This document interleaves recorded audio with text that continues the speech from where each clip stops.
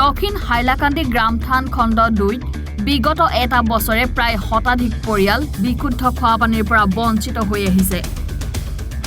খোৱাপানী বিচাৰি ধৰ্ণাত বহি ৰাষ্ট্ৰীয় ঘাইপথ অৱৰোধ কৰিছে পানীৰ পৰা বঞ্চিত লোকসকলে।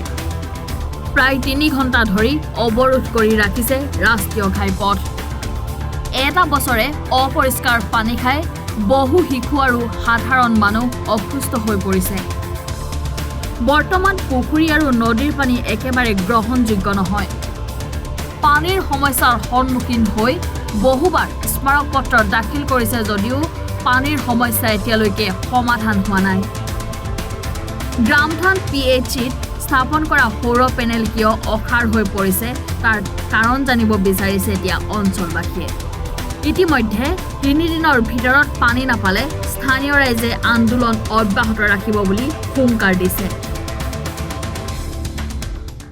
সময় পর্যন্ত না আসে তত সময় আমাদের এই কার্যসূচি চলবে। যাতে আমি জেলা প্রশাসনকে অনুরোধ রাখব, আজকে 8-9 মাস ধরে এই PHC ট্রান্সফর্মা জল পাচ্ছেন এত অঞ্চলের জনসাধারণ। তারা বারবার মেমোরেন্ডাম দেওয়া সত্ত্বেও জেলা প্রশাসন কথা দৃষ্টিপাত করছে না। আমি আসামের মাননীয় মুখ্যমন্ত্রী তথা আসামের PHC মন্ত্রী অনুরোধ করব যাতে অতি সত্বর যাতে আমাদের চা শ্রমিকের জনসাধারণ PHC জল অতি সত্বর পায়। এই ধরনের অনেক PHC আছে, জল জীবন মিশন নিয়ে খেলামেলা চলছে, তাই সুদৃষ্টি দেওয়ার জন্য মাননীয় মুখ্যমন্ত্রীকে আমি অনুরোধ রাখছি। ধন্যবাদ।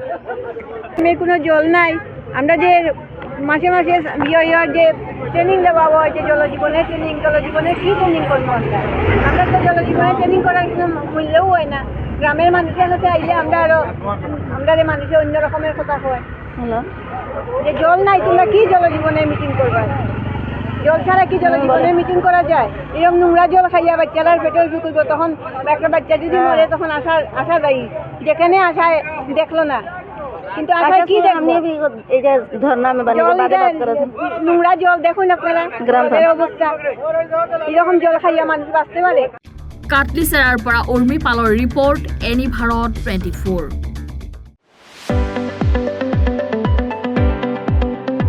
ৰঙাপাৰাবাসীৰ বাবে সুখবৰ। আপুনি যদি দুচকীয়া বাহন ল'ব বিচাৰিছে তেন্তে এতিয়াৰে পৰা আৰু চিন্তাৰ কোনো প্ৰয়োজন নাই।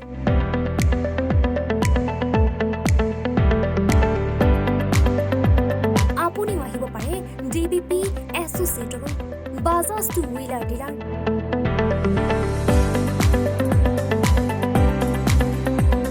আমাৰ ঠিকনা ৱাৰ্ড নং 8 ঠাকুৰবাৰী ৰোড, ডাকঘৰ, ৰঙাপাৰা, জিলা শোণিতপুৰ।